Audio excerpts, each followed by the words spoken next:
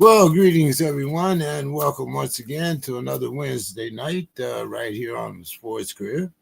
Hope everybody's doing well. We have Santa Ana's out here, so the weather's really nice. I see all my boys are gone. I see Don is down here. I didn't know whether Dave was going to be back this week or next. Reggie should be coming back soon. Let's see. Oh, and there's Mr. Carroll. Good evening, Don. How you doing? Doing good. Doing good.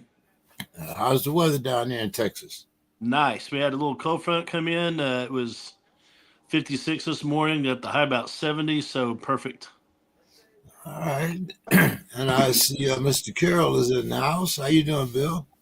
Doing okay. So, Don, your low would have been a little bit above our high. I think we were about 44, 45 to about 54 or so was the high, I think. I like that kind of weather too. That's what we used to call chicken and dumpling weather in Texas. So Yeah, yeah, there you go. Yeah, that goes way back there. Well, guys, the World Series is on, and it has been very exciting. We had a marathon win game. It was 18 innings, tied the record, and the Dodgers came out. Freddie Freeman ended up ending that game, but then the Blue Jays came right back, and last night they won the game 6-2. Kept Otani off the bases. He was 0 for 3 instead of hitting 3 home runs this time. Don, what do you think about this series, man? well, it's a good thing I don't gamble. I don't bet a lot, but I thought that the Dodgers, and I said this 2 weeks ago. I said Dodgers are going to win this. They're going to sweep it, or they'll win it 4-1, whatever. But damn, Toronto, they keep fighting back. They took that opening game, and then no matter what kind of game Ohtani's having, Toronto answers. So it's amazing. I will say this: I don't have the dog and hunt. Like I said, I don't gamble, and I'm neither a Toronto fan or a Dodgers fan. But this is one of the better World Series we've had in recent history. It has a little bit of everything. 18 innings. I mean, we've had home runs, and it's an amazing series so far. So I'd love to see it go 7 games. That'd be nice. Yep. Bill, what's your thoughts on this year's World Series? I think it will go 7 games. And I was thinking it's kind of like Trump's nightmare series, right? He's feuding with Doug Ford, right? So he's got an axe to grind with the Blue Jays, I guess, by extension. And then, of course, he and Los Angeles have never gotten along. And so it's sort of funny to sort of see sort of public enemies, I guess, in the mind of our president dueling it out.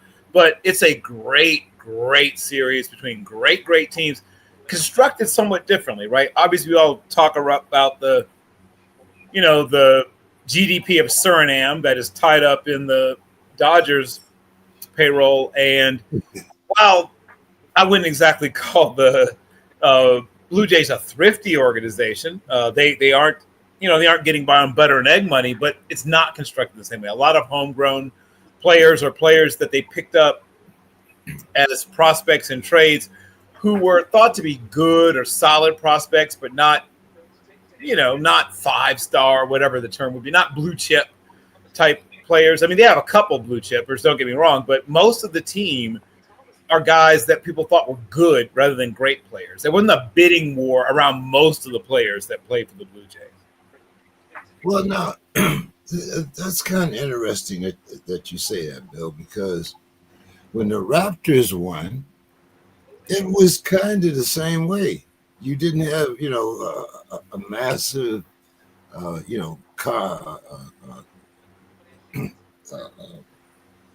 billboard player. I think who was Kyrie, right? It was Kyrie and others. And others. Yeah. So I mean, like we've had an NBA title go to Toronto. Think a World Series title is heading that way too. I think that we're going to see. I mean, I always say that who's pitching gets hot at the right time. That's usually, which is hard to know before it happens, but that's usually where if I were a betting man, Don, I'd like, well, whose pitching do I trust when you're facing a bunch of really good hitters? Both teams have a bunch of guys who can rake, and people have talked to ad nauseum about Shohei Ohtani, and they're not going to stop. I mean, you're not. We're get used to it. The funny thing is, though he is this amazing player, as I mentioned earlier, they haven't been able to turn him into an actual superstar, right? Partially because of the language barrier, partially because of like the scandal maybe overhang a little bit from earlier in his career. But if Shohei Ohtani was doing the exact same thing and his name was Joey, Rotani, right? Or whatever, like he's, forget about it, right? Like he's everywhere, or hopefully he'd be everywhere. Like baseball would figure out a way to make him omnipresent. But he's been sort of this stealthy superstar because I think largely the language barrier. I mean, he's in Los Angeles, which is a major media market, but he's not omnipresent. He's not on the cover of everything. He's not walking the runway at New York Fashion Week, though he certainly could. He's not a bad-looking guy, and he's obviously athletic. But baseball is this very weird situation. Its product is amazing. The product maybe has never been better, or at least never been better in recent history. The baseball itself is amazing, but when they couldn't quite make Mike Trout a thing, right? Though he should have been, like he could still walk down the streets in several American cities, and people be like, that guy seems vaguely familiar, but not be mobbed, right? In certain cities, in baseball cities maybe, but in non-baseball cities in America, like he could probably walk down the street in Nashville, Tennessee, and not get mobbed, right? You know what I mean? Like maybe be recognized occasionally, but not be mobbed, right? So my love for baseball is not what it once was. I am trying to get back into it, partially due to our friend, who's not with us, Demetrius Verges, who sort of, reminded me of how back when I used to care about baseball. But this could help, right? This kind of World Series is the kind of thing that might pull me back in. As it was, the quote Stefan from SNL, it's got everything, right? It's got dwarves with an extra finger. It's got, lemon scented ecstasy. Like it's got a little bit of everything. And if it does go 7 games and there's another one of those truly heroic moments, like Clayton Kershaw's pulled back to finish off a game and wins it, right, in a dramatic fashion, or Shohei Ohtani, pitches a complete game shutout and hits the game-winning run, something crazy, something wild. Could be one of those things that pushes it over the top from just a really great World Series to like an all-timer. But it's been great baseball. Don, what's your thoughts here? Like I said, Toronto seems to be able to, make that team out of, him and what do you think we're going to see the World Series trophy head north of the border? Well, it's possible. I mean, like I said, I'm just gonna sit and watch and enjoy it all. Like I said, I don't have a dog in the hunt, but I guess if someone put a gun in my head and said, "Well, go L.A." because they are America, right? But Yeah. Not according to some people. Yeah. But I think I mentioned maybe a week or so ago, the former manager of Toronto, a guy named Cito Gaston. I know the family. I mean, I know his daughter, and so if he were still at Toronto, I'd say go Toronto. But he hasn't been there in about 20 years. But yeah, I just like watching baseball. The Astros aren't in it, the Rangers aren't in it, so I'm just going to enjoy the spectacle, and we'll see who gets to hoist the trophy. All right. Don, the NCAA has delayed the date on when sports betting is allowed, and the SEC commissioner he says he wants the rule on sports betting to be overturned.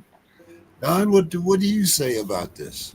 Okay, so I'm going to plead ignorance here. I'm not familiar with the law, so they. I thought you could bet on NCAA football. No, well, you're allowed. Athletes are now allowed to bet on sports. Before you had the scandal, well, like you got the NBA now, all these guys, so now they're allowing college players to bet on sports, but professional athletes still aren't allowed to bet on sports. Well, But they're anyway, they're they're, they're splitting hairs. They're splitting hairs here because there are no college athletes. They're professional. They're getting paid. They're all professional. So let's just get that out real quick because I mean, there's guys playing college ball right now that might take a pay cut when they go pro. You think about it. well, So we've already had that situation, I believe. Yeah. We actually have had that happen with a couple guys. but yeah, so Yours. whenever you talk about athletes, betting on a sport which they have some control, it's that's I don't know if I'm all for that, but Well- I just don't. Well, here let me phrase it this way: if you're going to ban it or allow whatever, well, let's say you ban the betting by athletes. How do you enforce it? How do you know who's not? How do you track? Let's say I'm an athlete and I'm playing at UT again, and I'm not allowed to bet. So I give a couple $100 to my brother and say, bet this for me. Saying you go through a third party, sometimes maybe a fourth party. So I don't know how you could police that. I really don't. Well, they've caught these guys point shaving, and in basketball, there's been a couple scandals. I guess in baseball, you have to go back to the Black Sox. But Bill, are you a little bit more familiar about what's Yeah, happening so as a point of clarification, Don, they're not allowed to bet on college sports. And as you pointed out, splitting hairs, whatever. Still, there are lots of people in non-revenue producing sports who, if they're receiving anything in terms of NIL, it's probably small local deals where they might get a couple $100 in appearance fees and to sign at so and so's Hyundai dealership or whatever. But so it's not quite the same as what Quinn Ewers or Shador had going on. Carson Beck or those guys, like those guys, the exception, not the rule. Even college football players, look at, go on to Missouri, Missouri State's campus, go on to Howard University's campus. There's nobody getting rich, so I just like to remind you that like you're extrapolating from like the very, very few and projecting it out over, like most business owners don't live like Elon Musk, right? That's a very small percentage of business owners who live like that. But it doesn't allow them to bet on college or whatever you want to call it, NCAA, NIAA, sports, whatever you want to call that. They can bet on Major League, WNBA, NBA, in English Premier League, La Liga, that kind of stuff. And as you pointed out, Don, they were doing it already anyway, right? I mean, that's one of them. I mean, not that Johnny Manziel's biggest vice was gambling, but that was amongst the things that Jonathan Paul Manziel was known for in his days at Texas A&M, was throwing around a little bit of that. He was a guy that definitely liked the action. And shout out to Uncle Nate. Remember Uncle Nate? Remember Uncle Nate? Yeah. Speaking of having a second party or third party, whatever party Uncle Nate was. If that guy ever writes a tell-all book, woo, all the stuff that Uncle Nate, well, whatever. But back to what we're talking about. Yes, college athletes have been betting on sports forever, and they're not going to stop. And now that gambling apps and gambling whatever is everywhere, you could get an electronic toothbrush that has an ability to help you gamble on it nowadays. Like everything is enabled with the ability to help you gamble. So what they simply did was acknowledge what has already been going on and say, we don't want you betting on, as you said, on sports where you might have, even if you don't have direct effect, it's not a sport you play, but maybe you know somebody who heard something about somebody on the baseball team or somebody on the whatever team or on the, even some, you have a friend who runs track who told you that, oh yeah, so-and-so, our top, person in the discus has got a strained pec. And now I guess you can bet on track and field. I don't know, but whatever. The point is that they want to keep you away from things where you might have either an effect or you might have insider information. Now, it's possible you could have insider information coming from the pros too if you have an ex-teammate who's playing in the NBA or NFL. But I don't know what you can do about that. Probably nothing. Yeah, it's it just seems like some things I don't think can be regulated, and it's kind of a waste of time. But I do kind of agree with the SEC. Hey, but we live in a different time and a different age, so when you got youngsters that that are making that type of money, like Bill said, it's not the majority, but a kid from Westback, wherever, come in and a dealership gives him money, or things happen when people have access to more than they are used to. Don, that person that you were trying to call that used to be the head coach of LSU, he's not there anymore. Nope. Don, what happened to Brian? I'll tell you what, the fact that he lasted at LSU as long as he did is amazing, because he was not a good fit. He does not need to be in any school in the SEC. Does not be any school below the Mason-Dixon line. He's a like Northeast or big Big Ten. That he's that type of guy. He's not an LSU or Alabama type. No, not at all. And I don't know if y'all read this, but Crosswire today. So this is how big LSU is in Louisiana. This is how big, how important it is. The governor of Louisiana has told the athletic director at LSU, "You will not be hiring the next football coach." Now, when does the governor of a state get involved in some shit like that? He says, "You will not hire the next football coach." The governor is telling that to the athletic director. Now, this is the same athletic director who previously was at Texas A&M, and he hired that Jimbo Fisher guy. So he, in 2 jobs, he's had to make huge, massive payouts. So maybe the governor should tell him, not only you're not gonna hire the next football coach, you're not gonna have a job. We're getting new AD, because that's been known to happen where they just get rid of everybody. So I tell you what, if LSU makes the right hire, watch out, because Louisiana is a fertile recruiting ground. They have a lot of talent in those bayous and swamps. And they have a pipeline in East Texas. There's a lot of football talent in East Texas, the Golden Triangle, Beaumont, Port Arthur, Yep. Houston.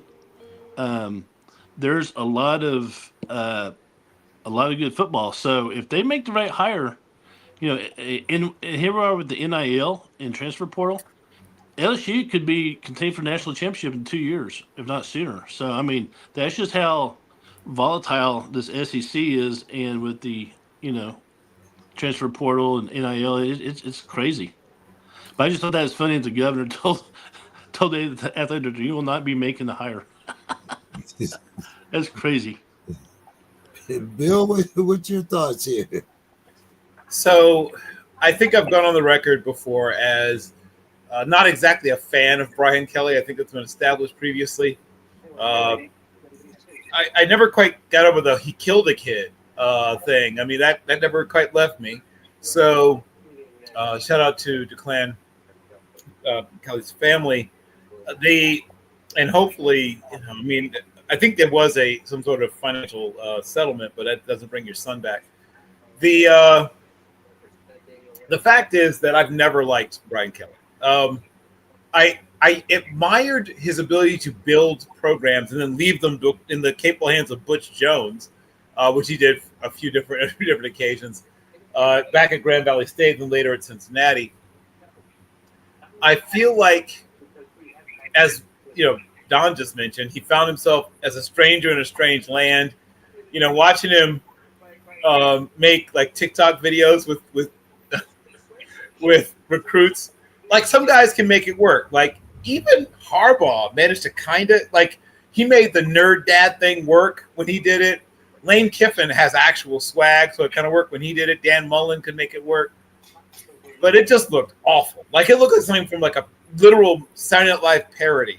When I would see him make these like videos with prospects, oh my god, oh, like if a person can literally die of cringe, that's how you would do it. Is watching Brian Kelly in these videos with prospects, and then people would joke about the whole accent thing, like the.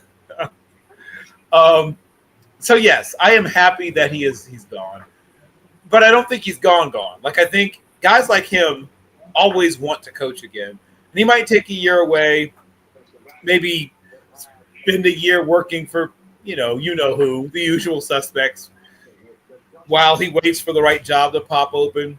But if I'm somebody like Wisconsin or Michigan State, I mean, you heard what Don just said about where he belongs, basically, East Coast or possibly Midwest. And what Wisconsin looks here at LSU, what looks like failure at LSU is success at Michigan State. It's right, so he'll be coaching again soon.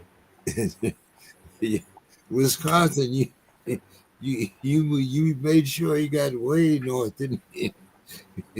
Yeah, good. Well, all right. Don, last we heard Arch was in a concussion protocol. What's happening? Is he ready or what? Well, of course, when I'm before the show, I always check my message boards over at 247 Hook'em. The word is that he practiced today. First, he didn't practice yesterday. He didn't practice Monday, but he practiced today.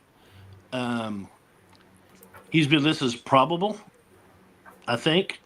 I don't understand how that happens because if you're in, usually concussion, that's at least you miss at least one game. I don't know anyone that's come back from, the next week. I know that right now Texas is in a position where there is no room for error. They have to win to make the playoffs. And they still have A&M and Georgia on the schedule. Oof. And Vanderbilt, of course, Vanderbilt's this week. Vanderbilt, that's no guarantee. And Arkansas will play tough because Arkansas they hate us more than they love themselves. So, I mean, it's one of those. The next four games are going to be hell.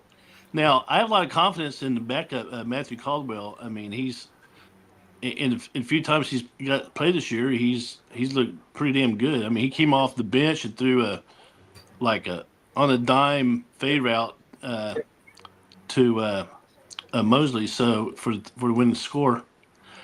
So I mean, I hope Arch is okay. I hope they don't rush him because it could, as much scrutiny he's been under. I mean that could have huge ramifications if it backfires because if he throws 3 or 4 incomplete passes in his first 10 and they're off target, the boo birds will come out.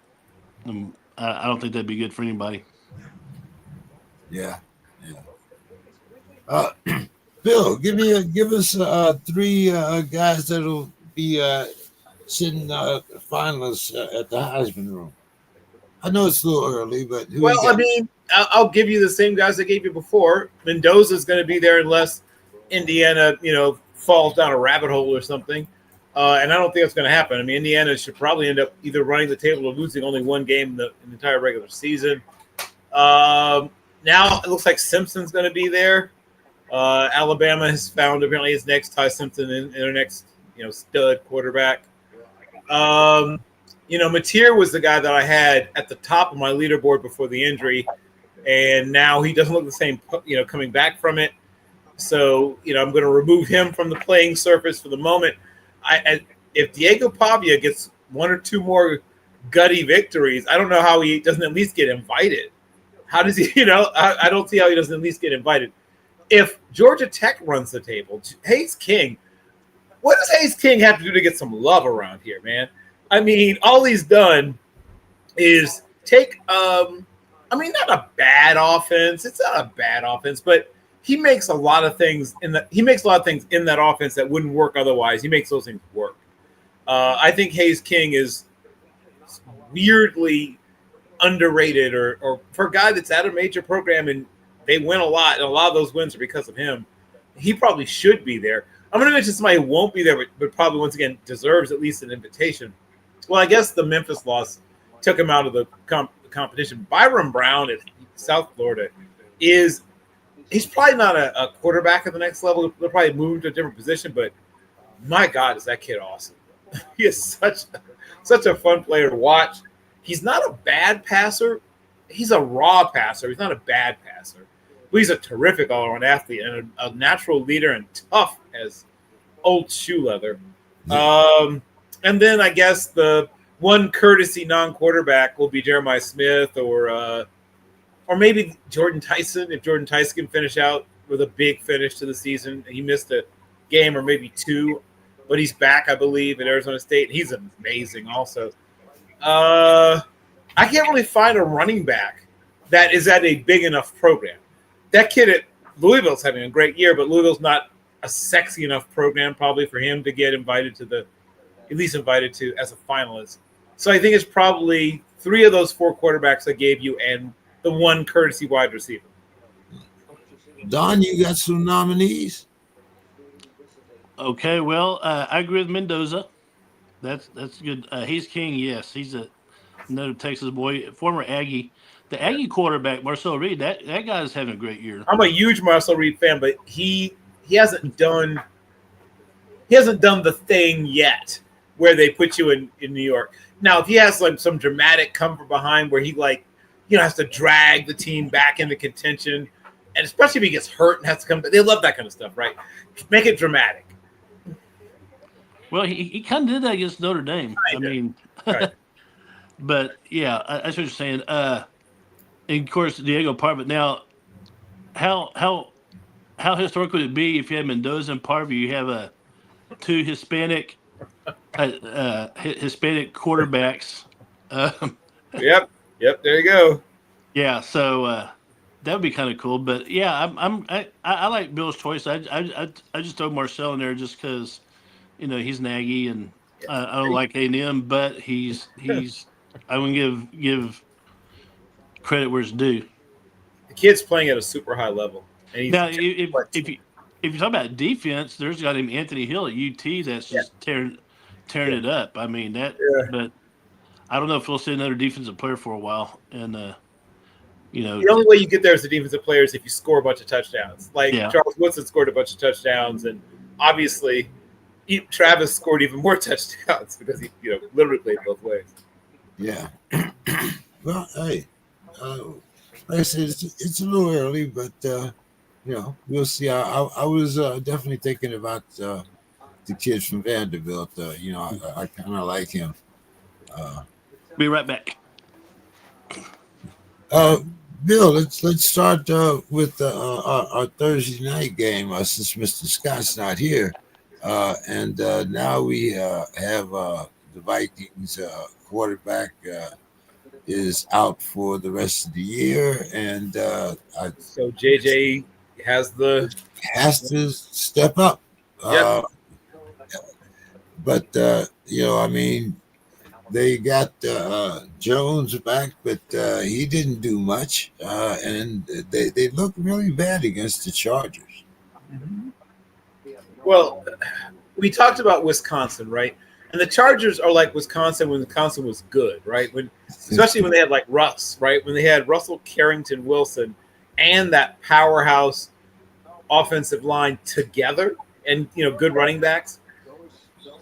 They have a good, really good running game, obviously, because it's Harbaugh. There's anybody named Harbaugh is going to have a really good running game, and then you add on to that, you have an elite level quarterback, right? You have,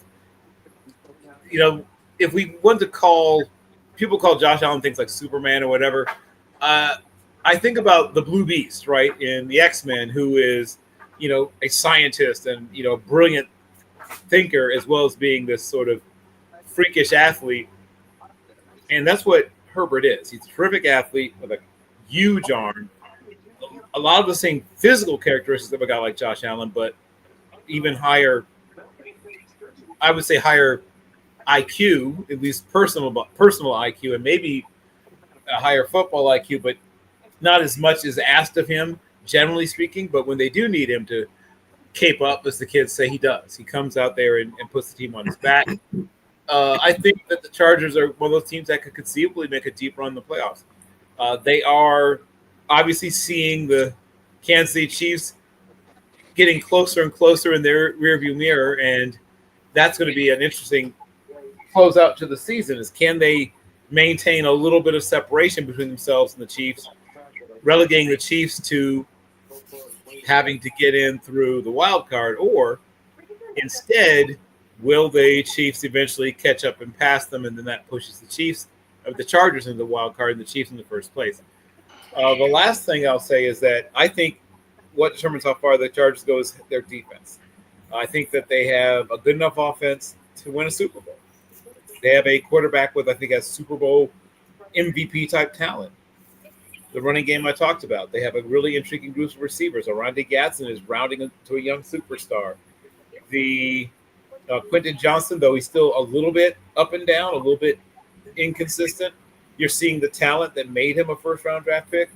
You're seeing Keenan Allen bringing back the wily veterans, and of course Lad McConkey, who I think will really benefit from having a guy like Keenan around, because though he is a really good athlete, if he learns even more about route deception, even more about finding space and knowing how to throttle down and things like that, which you can learn from a guy like Keenan Allen, that would benefit him as well. And so my true belief is that it'll be a three horse race in the AFC West, right? The Broncos are another team that's built to go deep into the playoffs. The Chiefs are the Chiefs and are going to be more and more like themselves as the season goes along. I can see the Chiefs eventually, maybe not losing more than maybe one, possibly two more games the rest of the way. The Broncos are another team that shouldn't lose many more games. So, yeah, the Chargers are, right, running however many three wide in the high bank turn. And health, right? Can you avoid key injuries at key positions? 2, can you manage to make adjustments to other people's adjustments? Once a team sees what you do well and they take it away, can you come up with something different? And then last but not least, coaching. I guess this is related to this point, but coaches do more than just draw up plays or call plays or manage the clock. They lead. They coach the coaches, and most importantly, equally as important, they get players to do things that they normally could not or would not be able to do. They manage to help these people to tap into something deep inside of them. Football is a difficult sport, and especially the 17-game season, it's a very, very, very challenging proposition to raise yourself to your highest level week after week after week after week after week with one bye week. And so when you do start to get hit with injuries, or you start to get hit with just fatigue, mental, physical fatigue, can the coaching staff, led by the head coach, give the team anything that will help to guide them through that down period, that doldrums that sometimes hits. We talked about the Broncos. That was something that Sean Payton was known for in his time. We were talking about the Chargers, and you'll give us the recap of the whole division. Well, I mean, I would be more than willing to stop, but there's like nothing else going on, so I don't know what else I'm supposed to be doing. Well, Don, where's Don here? We got to get Don back in here. Let's see. There we go. There you go. Go ahead, Bill. More? Oh, there's Don. Good. Yay. Yeah, I didn't touch any buttons. You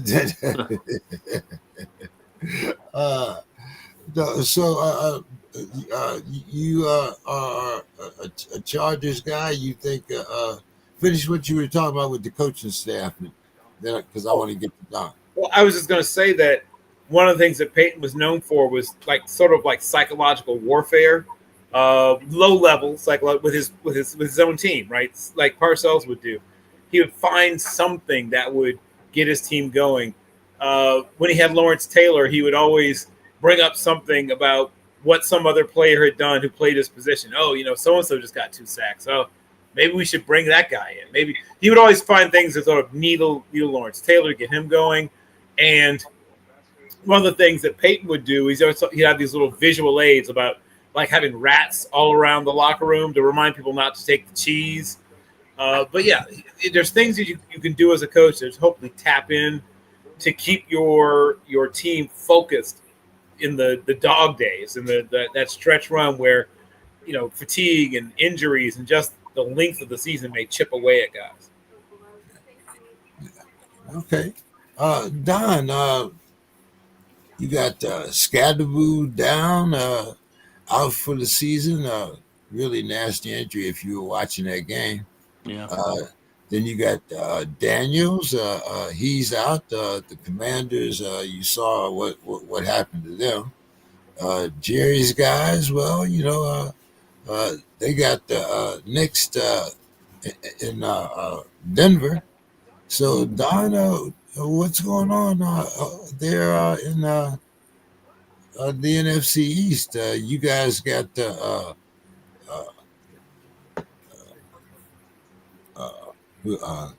you know what I'm talking about. The wide receiver. You got he's back now to CeeDee Lamb. Yeah, Lamb and Pickens. Yeah.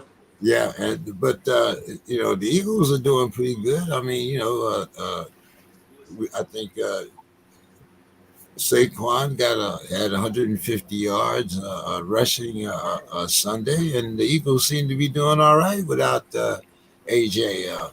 Don, what's going on there in the NFC East? Well, so I made the mistake the last few weeks of saying, "Wow, Cowboys, maybe they're good this year."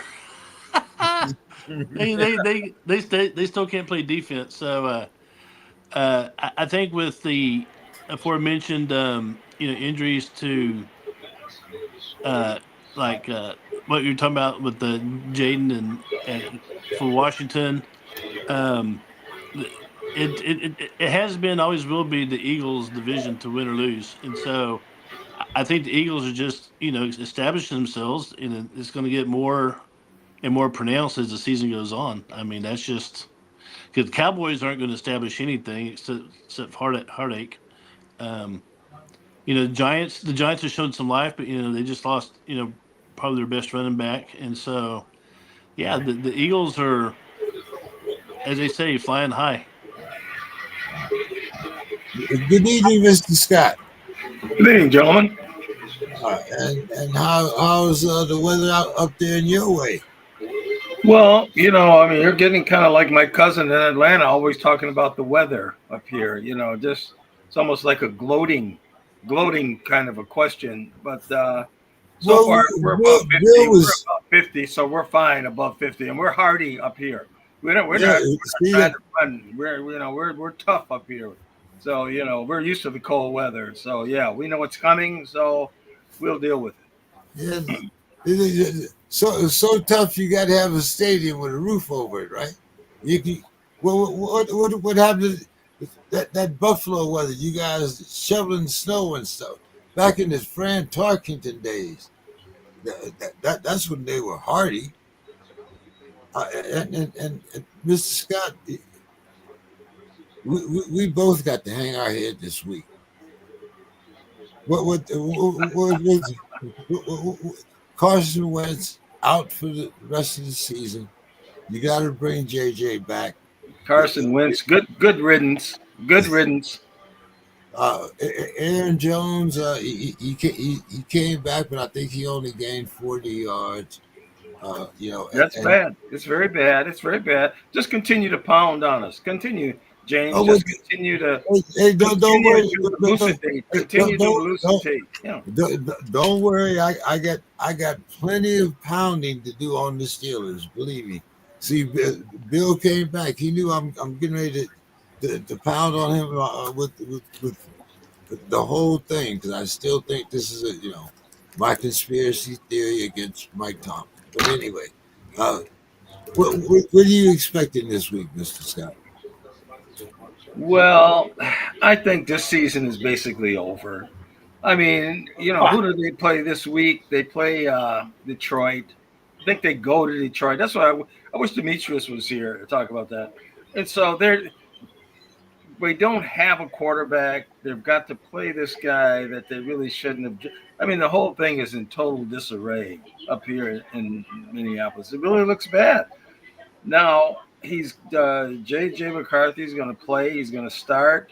They don't really have a backup even. They signed somebody I have never heard of before of football. I don't know who it was. They signed somebody, and they have a guy that used to play for the Gophers, Max Brosmer, that has never taken a snap. So, well, maybe he did take a kneel down. I think he did a kneel down. So, yeah, this is I don't know. This is really it's looking bad. It's looking bad. They can't run the ball. Aaron Jones looks like he's out of gas, leaking oil. The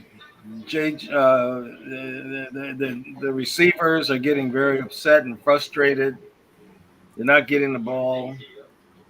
So be very interesting to see. They bring the man back. He hasn't played, and now he's going to go against the Lions. I think it's in Detroit, isn't it? Yes. Yeah. So that's even makes it worse. So this it's just bad news all the way around.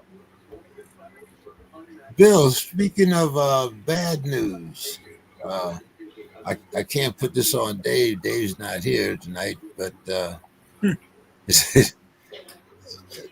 defense gives up 30-plus points again. Yes. The offense scores 9 points in the second half. 9 points, Bill. Are the Steelers in trouble? Well, of course, the Steelers were in trouble the whole time. You just didn't know it, right? I knew it. Well, I know you knew it. I know you knew it. The early season sort of covering up of they got some wins and looked good in some of those wins, but the lack of depth, the fact there's not a single player in the secondary you think that guy is going to shut down. Name somebody, right? Name anybody that you think of as a receiver or even one of the better tight ends and think that guy can just go out and take away that player. They don't have anyone who matches that description. I do like the Kyle Duggar signing. I think it's a better fit for him than where he came from. I hope they use him as sort of that hybrid spur, star, whatever, where he's sort of half linebacker, half third safety. I think he does know how to defend tight ends in the slot, or even some of the bigger, slower slot receivers. I would try to keep him away from smaller, quicker receivers. That's not his jam. But the pass rush that everyone was assuming would be there because, well, it's the Steelers. They're going to have a pass rush because it's the Steelers. That's just it comes with the uniform, right? If you put on the uniform, you know how to rush the passer. We have seen Trent Jordan Watt play like like not the top brothers. Like he's moved down the Watt brothers rankings this year. He's now fighting with, I guess, Nick. Was that the fullback thing? In the Derek. He's fighting with Derek, for that, to try to keep out of the third spot in the Watt brothers ranking. And we haven't gotten much production from our quote unquote other pass rushers, which usually has balanced it out. And I know I've gone on the record. I'm still on the record as saying it was a mistake to let Javon Hargrave walk. We all love, Cam Hayward. He's a guy who's going to probably even get some votes for the Hall of Fame someday. And he'll deserve to get some of those votes for the Hall of Fame someday. But if your name isn't Calais Campbell, you're no longer an elite player once you get into your late 30s as a defensive tackle. Calais Campbell being the notable exception thereof. He's playing like an absolute monster this year. But generally speaking, 36, 37-year-old defensive tackles are not a great thing. So a lot of the best players on defense are some of the oldest. Patrick Queen still gets lost on in coverage at times. It's funny because that was supposed to be one of the things he was good at when he came out of LSU, speaking of LSU. But he's consistently made mistakes in coverage his entire professional career. He's a guy that runs really fast but doesn't always know which direction to go. I don't like – let me rephrase this. I shouldn't say I don't like the corners. Let me say the corners have limitations. Joey Porter Jr. is an extremely aggressive, handsy corner. And when they play him off or play him in zone, the thing he's best at, which is restricting guys to the line, is taken away from him, right? That's the thing he's best at, is jamming guys up at the line. When you back him off or play him in zone, now the thing he's good at is negated. And he gets called a lot because he is grabby. And then Darius Slay, who was once a top-tier, elite-level corner only 7 or 8 years ago, now is not. So there's some legitimate problems on defense, James, and I was not at all surprised when the defense began to flounder. Our defense is old. Our defense, if the pass rush doesn't get there, struggles to cover even good receivers, let alone great. I mean, we're going to see some great ones this year before it's all said and done.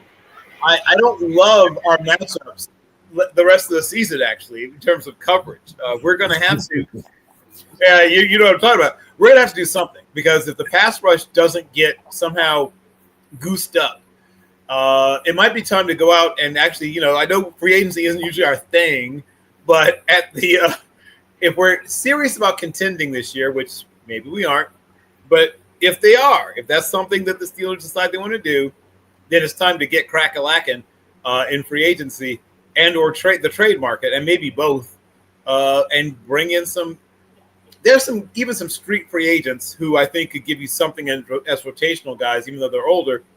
And then, there's some disgruntled pass rushers out there that can be had. It's time to pull the trigger on something if they are serious about contending. Yeah, well, like I said at the beginning of the season, 6-11, maybe 7-10, but anyway, we'll see. Don, I'm going to give you a choice. You want to talk Chiefs or you want to talk Colts? I'll go Chiefs. All right. We saw what the Chiefs did Monday night. They handled the Commanders. Of course, the Commanders were without their starting quarterback. But Don, right now the Chiefs are 5-3, and their next 3 games are at the Bills, at the Broncos, and then they get the Colts at home. What's your thoughts here? I think that if they went 2-3, that will be very impressive. If they went 3-3, well, crown them going to the Super Bowl for the AFC. But that's a murderer's row right there because I can't believe I'm saying this, but I think the easiest of those games would be Buffalo. Just my opinion.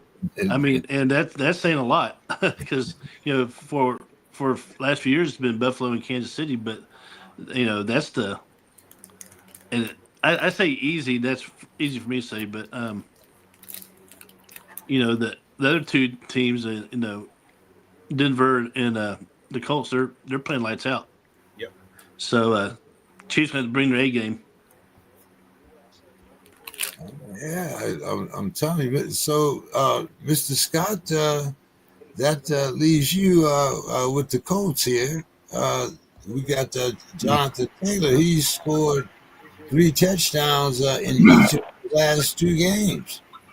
Uh, Danny Dimes, he got run out of New York, but he seems to be doing very well uh, there in Indy. Last week, he was 21 out of 29, 272 yards and 3 touchdowns. Uh, what about them Colts there, Mr. Scott? Well, I think you said it. They can run the ball. That's paramount that you can run the ball. That's why I was so disappointed in Baltimore, with Derrick Henry but yeah, Indianapolis can run the ball. And again, this is another Viking blunder with Daniel Jones sitting on their practice squad all year and then allowing him to go to Indianapolis, and he's playing good ball, and here we sit with nobody. So I think Indianapolis looks good. They can run the ball. And teams that can do that now, I think they have a real big advantage if you can run the ball. And Taylor looks like he's best in the business now. He's hot. He's looking really good. So yeah, I'm liking them as a betting thing, in Indianapolis. Okay. Speaking of betting, time for our week 9 predictions. I didn't get one from Dave this week, but I'm sure he has one. He'll go through his. So we'll start with the Thursday night game. The return of Lamar Jackson. The Ratbirds are giving the Dolphins 7.5 points. The over under is 51.5. Bill. Yes. You're asking about the game? Of course. Okay. Wait, so the Dolphins. We're doing our predictions. So yeah, the Dolphins. The Dolphins, of course, have been sort of looking like they were coughing up blood for a while, almost literally. But I guess we're going to find out if they are going to show some, some intestinal fortitude and fight this thing out. I am thinking under the 51.5. But yeah, I think I am going to still take Baltimore to cover. I think barely. I think it is a close game. I think it's a 49-point game. Not quite the 51.5. I think it ends up being about 28 to 20 or 28-21, something like that. Okay, and our first Sunday morning game, we have the Vikings, and they're getting 8.5. They're playing at the Lions, and the over/under is 48.5. In this case, I'm going to take the over, and I think the Lions do cover that number. Okay, Don. Yes. You want the Ravens minus 7.5 playing the Dolphins, and the over under is 51.5. Are they at Miami? Yes, they are. I'll take Miami in the under. Okay. And then I'm going to take Detroit in the over against the Vikings. Okay. I'm going to take, of course, it always sticks in my mouth when I have to say this. I'm taking the Ratbirds. and I'm going to take the under, and I'm going to take the Lions, and I don't know. I want to take the Lions in the over. Mr. Scott, you want to start with the Ratbirds? Yeah, I'll start, but I tell you, I'm just getting very skittish about this whole gambling thing since this, is coming out with these strange people getting hurt. I mean, the other day, Anthony Edwards just didn't play. They didn't say what happened to him. Was he hurt at practice? Was he in a car accident? What happened? All of a sudden, he's sitting on the bench in street clothes. Nobody says what happens to him. So this stuff is getting very, very skittish to me. This whole thing. But in regards to the game, I'm going to take Miami in the under Okay. just because of that. And I'm going to take the Vikings in the over All because right. I think that this thing I don't believe it's on the up and up anymore.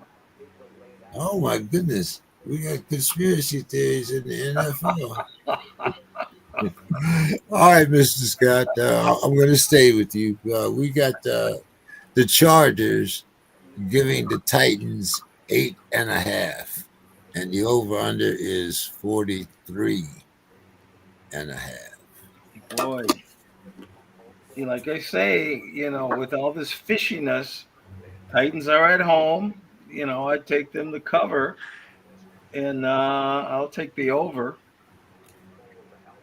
The Falcons, well, I just can't take them. I mean, they're just swirling around in the thing.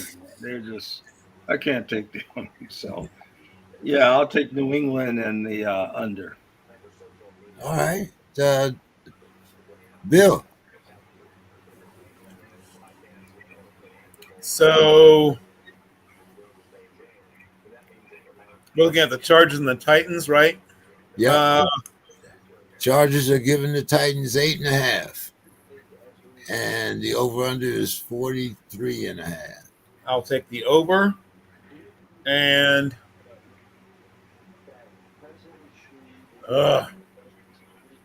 if we're just 8, this would be easier, but 8 and a hook.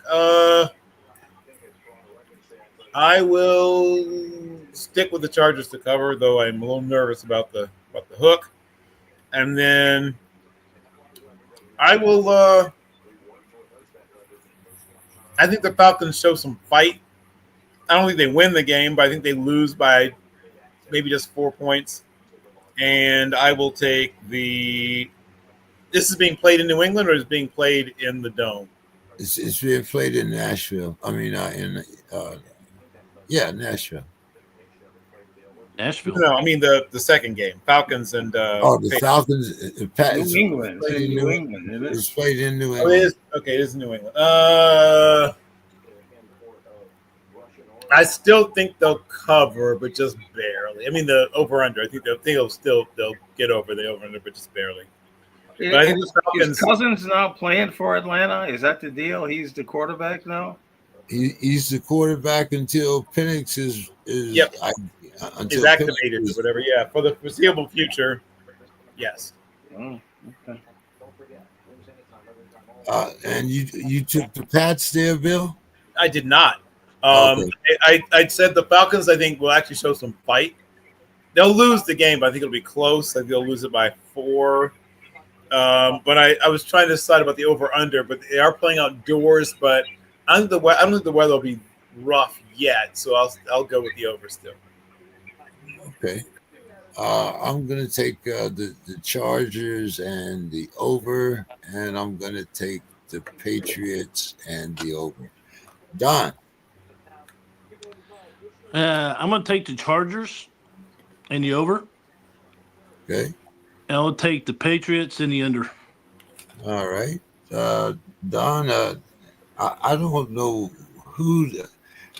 Mr. Scott, you might be right when I give you this. The Colts are giving the Steelers 3. 3 points. The Colts are giving the Steelers 3. And the defense is giving up 30 points a game. Anyway, Don, the Colts are -3 at the Steelers, and the over-under is 50.5. Ooh. I'll take the Colts in the under. And then we have the Panthers getting 13.5 against the Packers. But the over-under is only 44.5. I go Packers in the over. All right.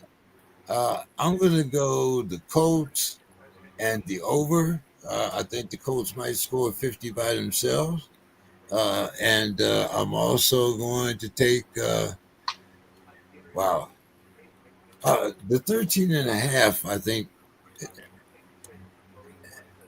I'm going to take the Packers. That must mean they don't think Bryce Young's going to be able to play, right? They must be assuming that Andy Dalton's still going to be starting. These are the DraftKings stats as of this morning. So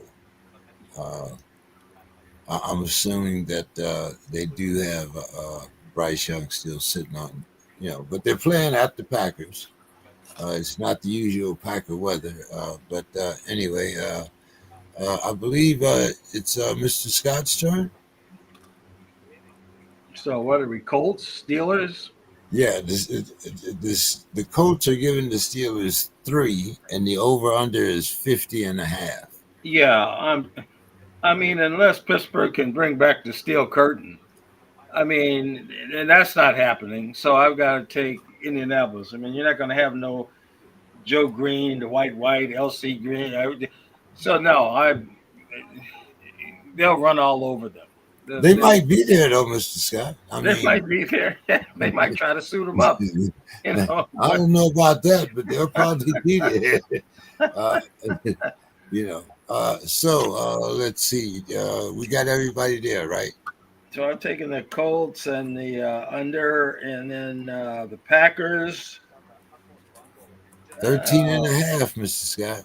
Yeah, this is really off the real board, but I'll take the Packers and the over/under is only 44.5.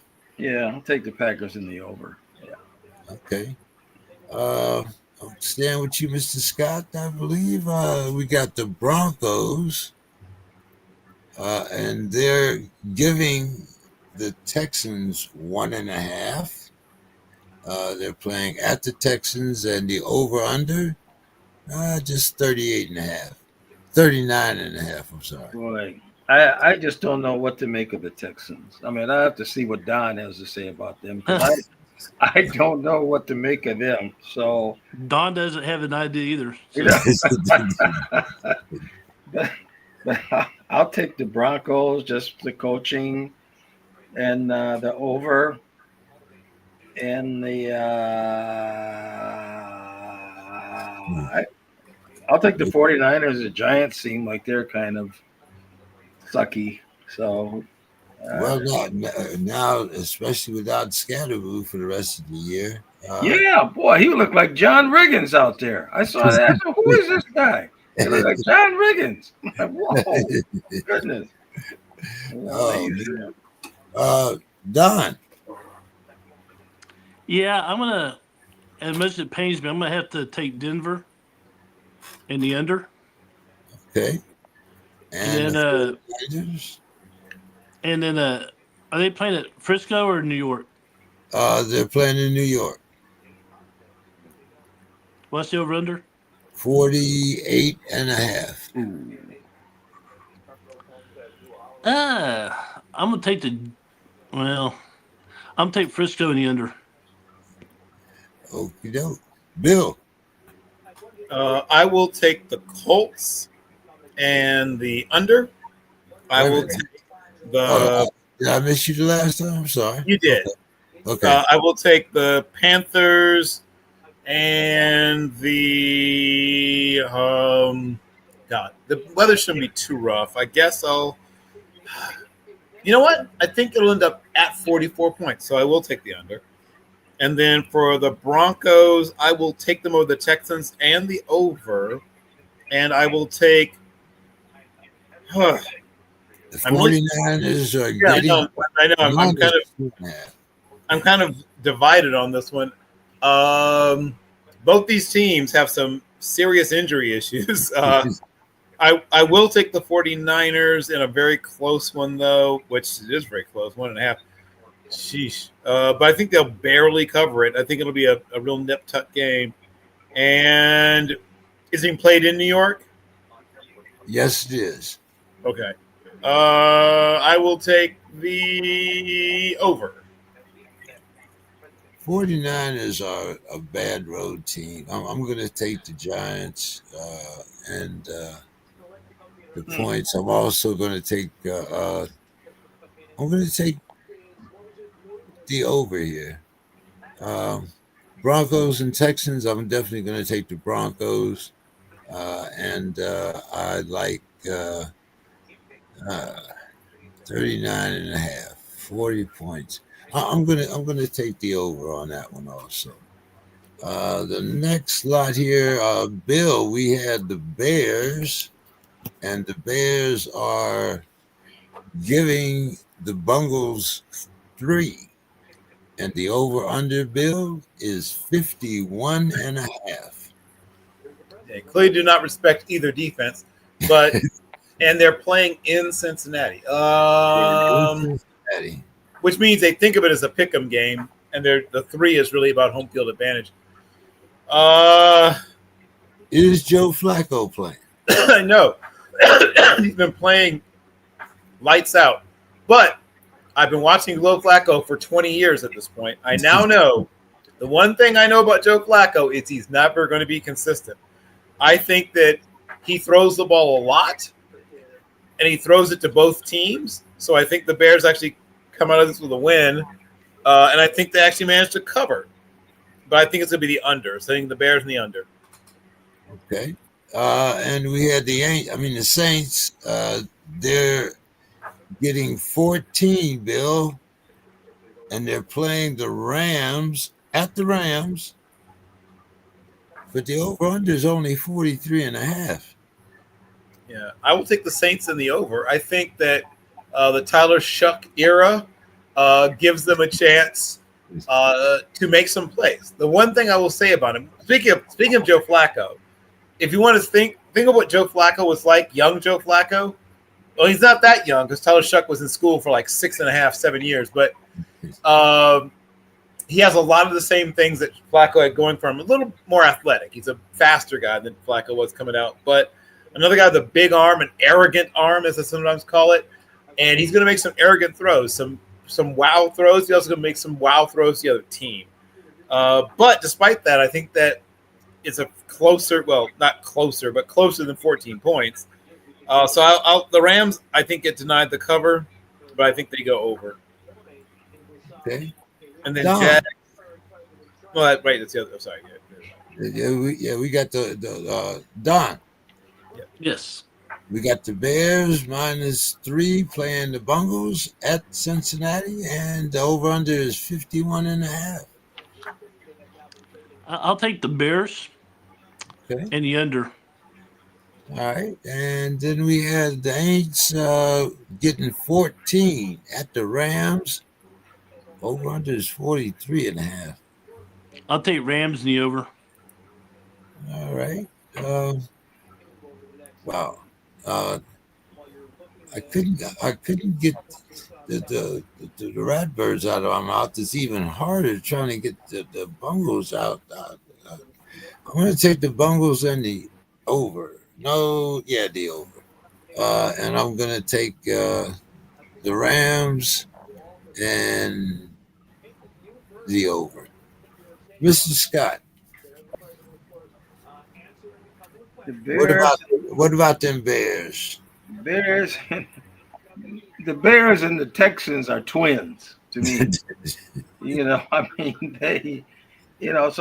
It's just one of those, I was watching, what was it, 60 Minutes, and they were talking about the betting cheating and how they can put glasses on and see the cards, and people are underneath the table and see all the cards. So, I think the Bungles will win. I mean, I'm going to take them in the over. And the Rams, I'm going to take, even with all those points, they're at home, and I'll take the over. And I'm taking the Rams, and I wanted Demetrius to be here because Stafford is better than Goff. Even though he's older, but Stafford is a better quarterback than Jared Goff. Hey, so far, I think that but Goff, I think, might be the better regular season quarterback. I haven't seen him in, he hasn't convinced me in the playoffs yet. But anyway, so you're taking the Rams and the over, Mr. Scott? Yes. Okay.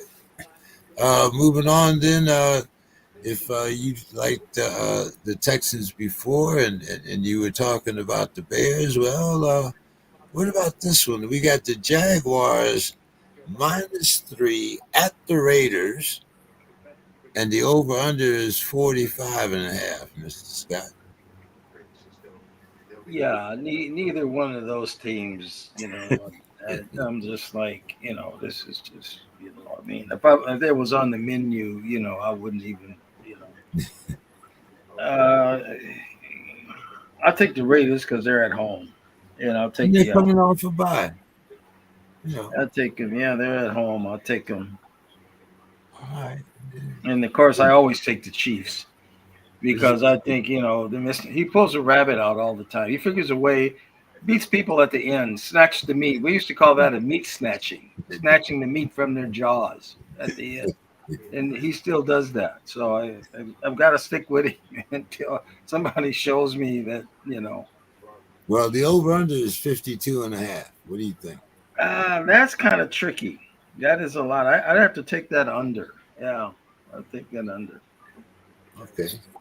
I'm gonna take the Raiders and the under, and I'm gonna take the Chiefs and the under. I think the Chiefs defense is starting to play a little better. Bill? Sure. So, Jaguars and Raiders. I think the Jaguars cover the 3. I think it's over though, over the 45.5. Chiefs and Bills. I think the Chiefs do win. I think they managed to cover the number, but I think it's under. I don't think they get to 53. I think it ends up, probably somewhere over 50. So they didn't miss it by much. Probably about 51. Probably about the points they're scored in that game. 31-20? 24, 27, maybe. Yeah. Okay. All right. Wow. You think it's going to be close? Okay. Oh, I think it'll be very close. Yeah. Okay. Don.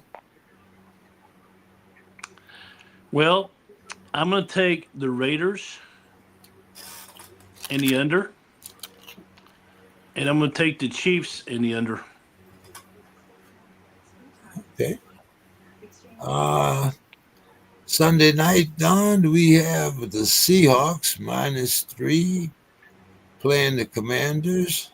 They're playing in Washington, and the over-under is 47.5. Hey, I'm going to take the Seahawks. No hook. It's just 3. No hook this time. Just 3. I'll take the Seahawks in the under. All right. And Monday night. Well, hey, Daniels is out still, right? Yeah. Yeah. And Monday night, Don, we had the Cardinals getting 2.5 playing Jerry's guys. Oh. And the over-under, Don, is 54.5. Bring it, Don. Bring it. Okay. This will probably bite me in the ass, but I go Cowboys in the under. All right. Mr. Scott. Well, the Seahawks, yeah, I'll take them. I'm still upset about this whole Darnold thing. I mean, it's just so much. I'm so upset about that. And between those two quarterbacks, what did they have? 3 losses? 4 between the three.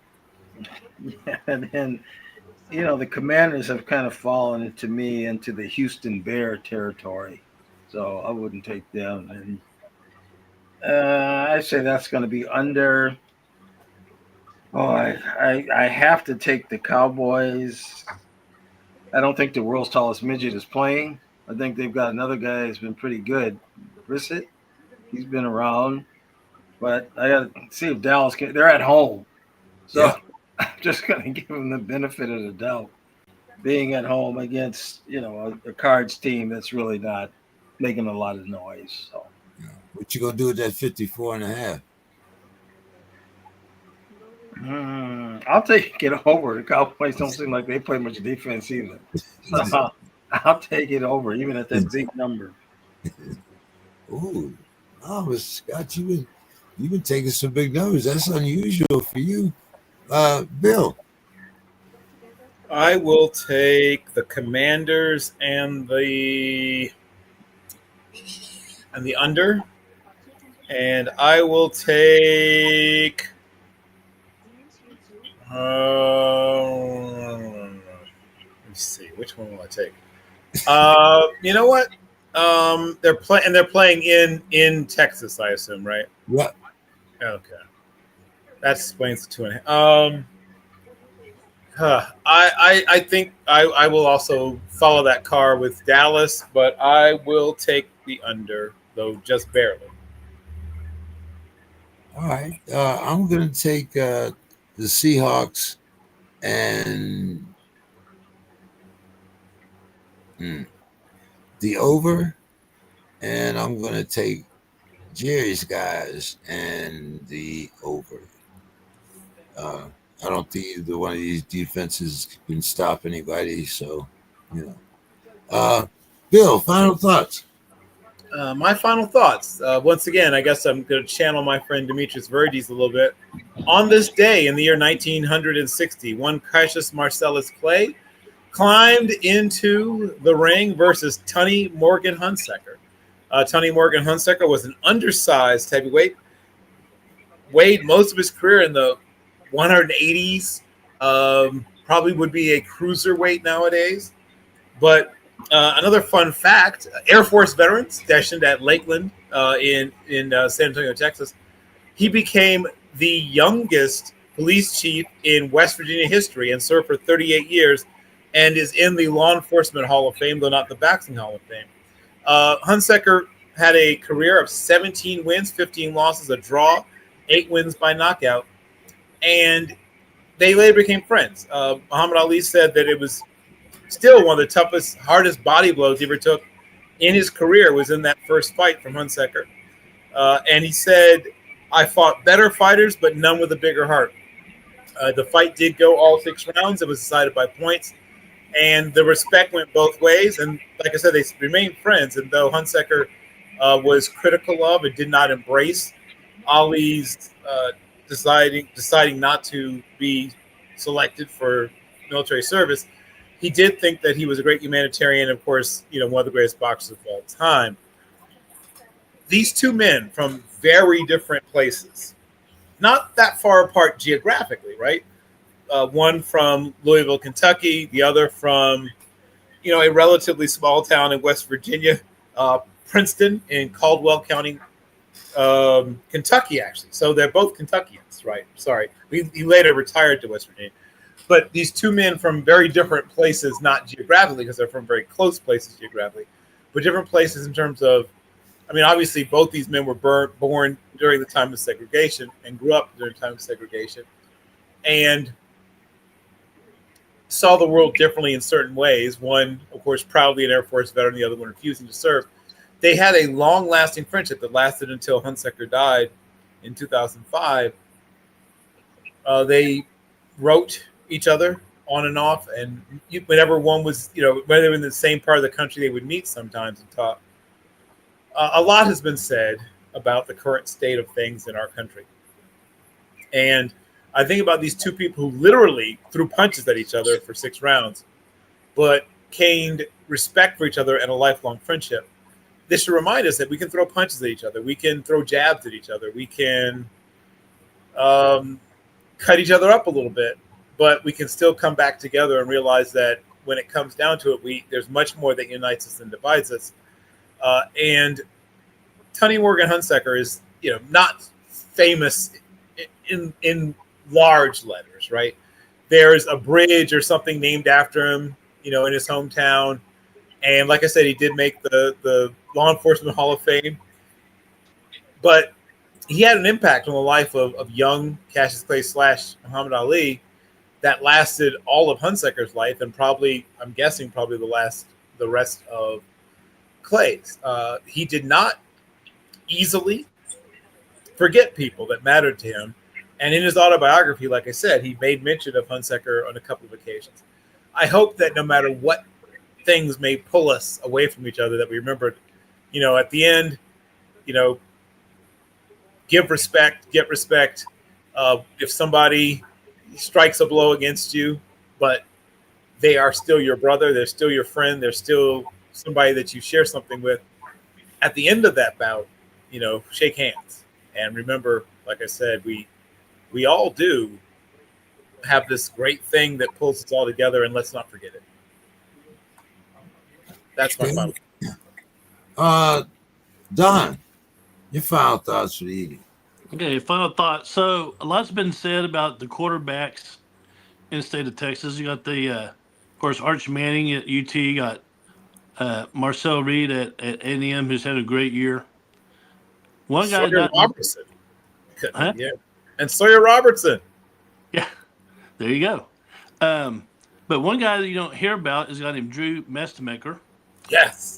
He is the quarterback for North Texas. 608. Yes.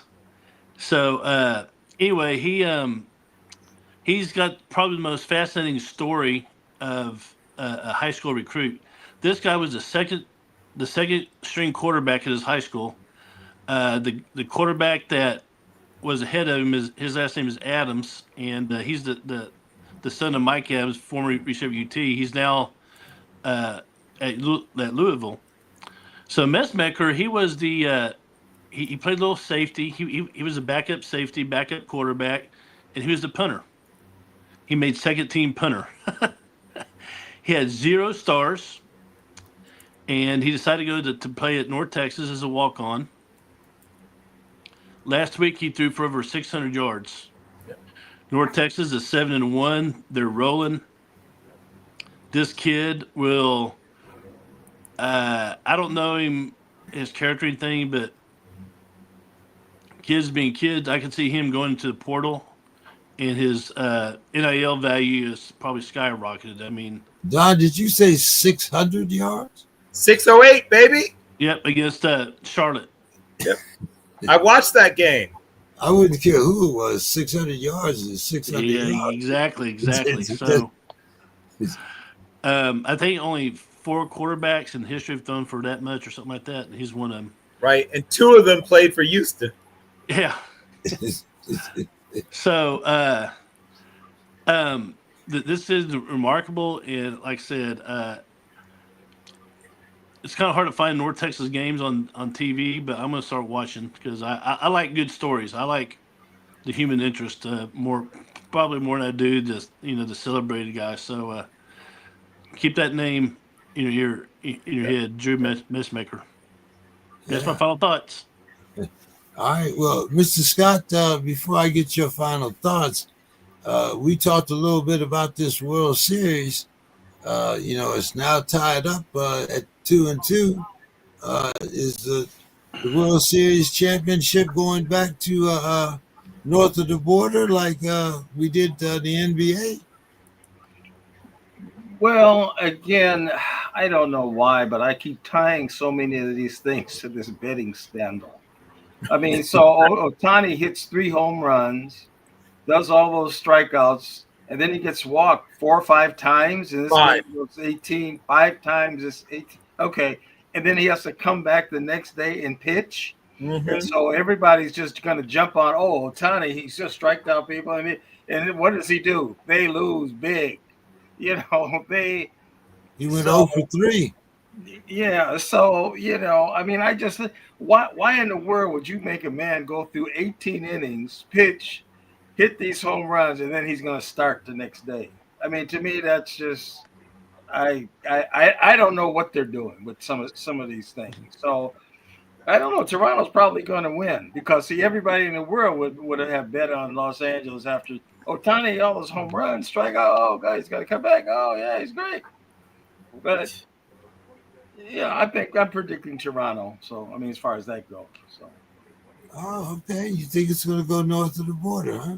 All right. Yeah, I think it will. I think all the money's on the Dodgers, and I think this is the way they do it these days. You know, DraftKings and all these things. You know, under the table stuff, looking up under the cards and glasses, watching the cards and all that old foolishness. So I think that it's just permeated the whole thing right now. So Yeah. See. Well, I'm not the only one with conspiracy theories. it's not conspiracy. There was a guy, like I say, on 60 Minutes. Yesterday, he was a cheating expert.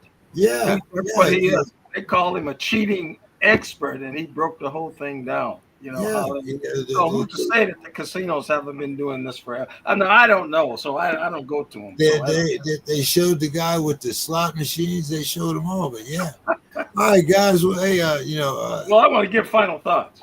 Oh, yeah. Okay, I'm sorry. Just a quick final thought. And thinking about Ohtani, it makes me think about the great Viking coach Bud Grant, who played at the university. He played in the service. He came out of college and he played for the Minneapolis Lakers basketball, and they won the world championship. And then they didn't want to pay him, so he said, "Well, forget it. I'll just go to the Philadelphia Eagles." And he went there, and he had a receiving yard. First he played defense, and he had a game with 5 interceptions in the game. Nobody's ever done that. Yep. And then the next year he played receiver, 1,000-yard receiver. He was all pro. They wouldn't pay him, so he went to Canada, where he was all pro for several years and coached for several years before he came back to the Vikings. And I just say that to say, Ohtani, great. But if he's so great, go to the NBA. Go to the NBA. Let's see, can you do that? Go bowl. Go play some football. But, Bud did all of those things. And I think it's really kind of when you think about it, a very impressive in playing at the pro levels, and dominating, So don't forget you got Dion. Dion did it. Well, Otto Graham has a championship ring also from the Cincinnati Nats. Yeah. All right, guys. Well, hey, enjoyed having everybody this week. It's only 7:30, so we all got time to get things done, and looking forward to talking to everybody next week. So and see how our predictions go. Hopefully, Dave will be back then. Looking forward. Haven't seen Demetrius in a couple of weeks. I'm hoping he'll return pretty soon. Just tell him I won't be here, and then he might show up. Is that what it is? Reggie is back from Egypt, guys. That's right. That's right. Yeah, did you see the picture of him on the camel, Mr. Scott? Oh, yeah. Yes. Very impressive. Yeah. And Mr. Scott, don't you be hanging out, like you have been doing things. I'm seeing all kinds of things from the cinema from you here. What's up? You becoming a producer now? Well, yeah. This is our documentary. I don't know if you can see it. It's packaged probably backwards, but we did a short documentary on. Just the Twin Cities community. And things are going pretty good with the documentary. Anybody wants it or wants to buy it, it's available. And the artwork is done by a good friend of mine. He's an artist, Seitu Jones. He's a real notable artist in the Twin Cities area. We went to high school together, and he actually was the smartest guy in school, if you can believe it. He was the smartest guy in that school. So we've got some good things going. And the documentary, I've been getting a lot of calls to do some things during the month of March and February coming up. So I'll be probably traveling around doing some things with the documentary. Maybe even coming to a town near you. You never know. Hey, all right. Hey, we buy books in California. contrary to popular belief. We do buy books out here. So, all right, guys, have a good weekend, and I'll see everybody next week. Yeah. Right. Thanks. Good evening.